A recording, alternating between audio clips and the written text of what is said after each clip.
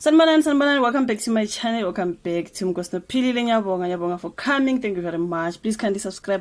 Subscribe, like a video, or share a video. And yeah, man, let us just jump straight to the video. Ungakhohlwa nokuthi makungena ama ads ungawaskip. And ngiyabonga kakhulu for not skipping them, as it does help us a lot.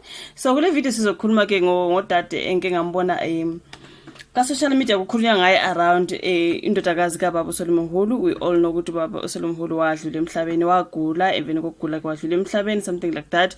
And then siyazi ke indaba yama donations ukuthi kwakucelwa ke ama donations ukuthi ke ubaba akwazi ukuthola i-operation and all that. And ngeke ngasho before ngathi mina ngibona ngathi when it comes to ama donations, noma ngabe umuntu imali enayo, ngiyacabanga ukuthi makukhona ubunzima ofana nokugula nokushona, endaweni eziningi kuyakuhlala phansi ukuthi asihlanganiseni imali regardless ukuthi umuntu unayo imali noma akanayo. Mhlambe nakhona kuma donations akaBaba Moholo, it wasn't because imali ayikho like total, kodwa ke ama contributions ayenza ukuthi asize emndenini mangabe behlele ubunzima obuyikufa, right? Angeke sithi imali beyingekho, asithi mhlawumbe ibhili ye-operation beyinkulu, mhlawumbe bedinga usizo and all that. Bafisa siyazi ukuthi baba ngathi waye ku-private hospital, wabuye waya ku-public hospital, kwathiwa nakho kune-bill khona. I don't think that ama-public hospitals are free, like 100% free, ukuthi awukhokhi lutho. I think uyakhokha.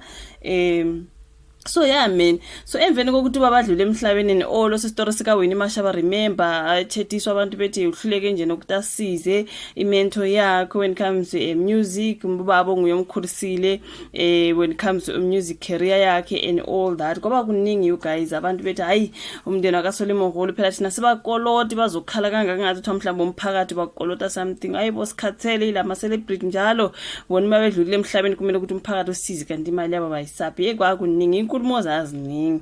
Okay, ke siyadlula lapho singene kodabeni lwendodakazi yakhe lesikhuluma ngaye namhlanje. Kuthi udade kune video engeke ngayibona yakhe, ngizoyilahlela la on my screen mangiyitholile, ngizoyidownloada ngiyilahlele la. Usisi wabonakala ephethe amabhegi amaGucci wena ntontoni ebuyo shop. Wazwasela nomuntu omphathisayo eyi1 waphatha amabhegi amaningi ebuyothenga. We know ukuthi Gucci that is a very very expensive label, right?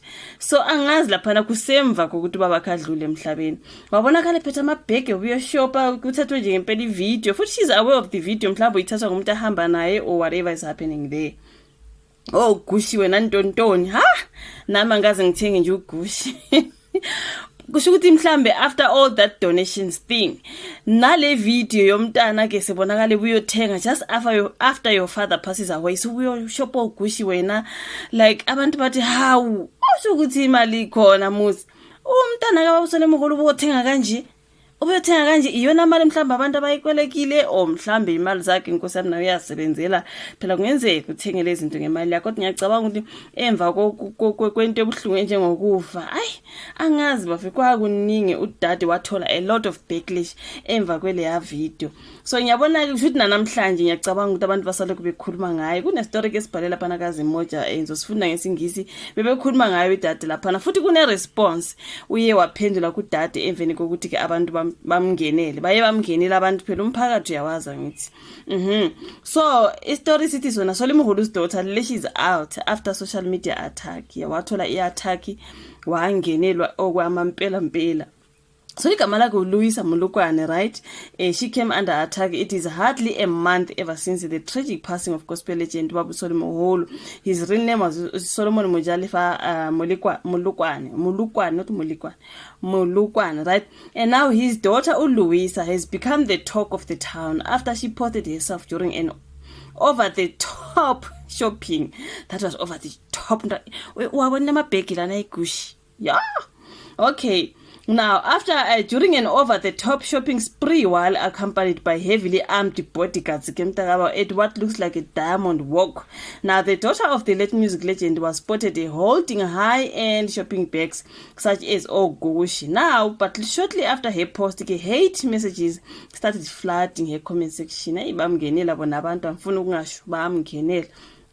Now, after kungenela udadewuye wazo-addressa i-situation, Moholo's daughter lashed out at her haters, addressing them one by one ke lapho kuma-comment section. The haters criticized her for spending spree, assuming that her father's insurance has paid out.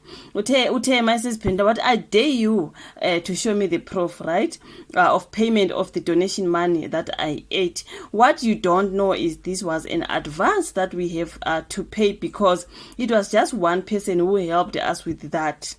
Adding that people must stop dipping their nose into her business without knowing her side of the story. Now, all we were trying to say was help out when someone is in the need.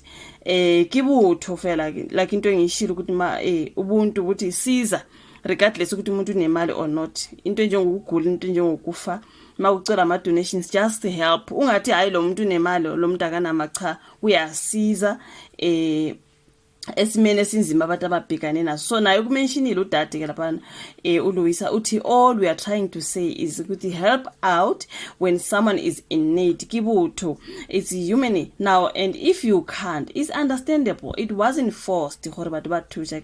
Now she said that referring to the donations, the family asked for to foot the 700k bill now that accumulated during his father's stay in hospital. Ubaba ke you guys kuthiwa ke her father was a philanthropist. She also mentioned that her father helped many people during his time. She addressed those who were concerned and curious about where the funds for such came from, given the fact that her late father's financial situation prior to his passing. She also shared the perception that she is using her late father's insurance money. Papa helped so many people. It was in his blood to help people. He did a lot giving back. Some of you suggesting public hospitals cause it's free. Some people don't know that public hospitals ain't free. Some of you said he already passed while he was still fighting.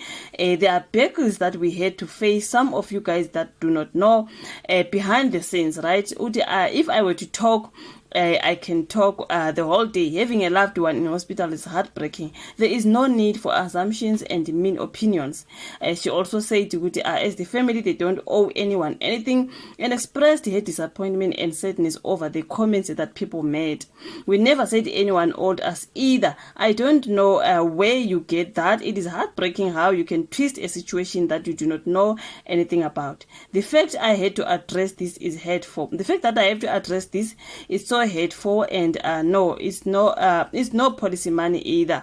Ugele ke lapha nesiziphendulela after abantu bethe uyospend imali, abanye bethi imali ema donations lo espendayo imali epolicy ka baba wakho mhlawumbe ugele nayo she just went shopping at a very wrong time, right? Gucci bonke lamanje uzobathini ugele like what exactly did you buy there? Even me, I was like, girl, ubuyoreka ke khani, guys, we have to shop, right? But when you mapeka uGucci la mani ngangaka ugele ubethe ngani kaGucci. uGucci, like I can't even afford to Gucci bafethu ugele yo. The comment section was so mad. Like it was madness. Amfuna ukungasho abantu bethi hayi yabona lento ama donations abantu babe yabona ke naye ugirl, she's giving abantu the impression ukuthi mabe donatile this is what's going to happen, ukuthi abantu mabe donatile angithi yena ushilo ukuthi no kababa ke vele kwa donate umuntu oyi1. So now she's giving the impression ukuthi abantu mabe donatile people are going to take this money to go shopping, bese abantu abasadonatile abanye abantu abazocela kusasa ngoba ngeke kuthiwe umuntu uyagula umuntu ushona esicela donation, then after 1 week or 2 weeks umuntu enqatshiwe usibonakala wena sobuya shop oGucci abangaka, usunikeza abantu that mind ukuthi cheletele ne redonate hanti bile bazoreka yo. Imagine leso sikhathi donatile and wena ukaze ungene kaGucci bese uyabona Indodakazi yalo umuntu ibuya kaGucci uzocabanga okuningi. Naye she gave people that thinking ukuthi no redonatile marabona batho ba chelete ba iberekisha ureka do tsabona, you know what I mean.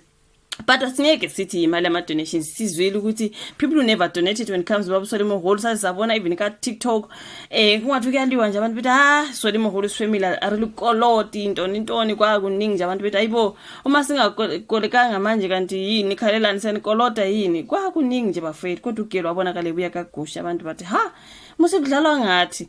But anyway usephendule kugeli wathi hayibo le mali yami akuyona ama donations futhi akuyona insurance kababa, imali yami nami bembuye ukuyozithengela ke. Hayi uthe okuningi ngeke kakusho kodwa ke abantu abayekela ucabangela into abangazazi. That was Louis Molokwane oyindodakazi kababa uSoli Moholo othole i-backlash emva kokuthi abuyo shopha mntakabawo emveni kokuthi baba kashona nenyanga ayikapheli bafisa iphelile ayikapheli. Ugelo wabonakala ephethe amabhegi kweze kwenziwa nevideo, angazi beyenzelani leya video ngoba hey inikeza abantu umunye umqondo ukuthi bacabange otherwise. But angazi isho uvola ka comment section, like i video, subscribe, share. Sesiyobonana kwenye landelayo. Bye.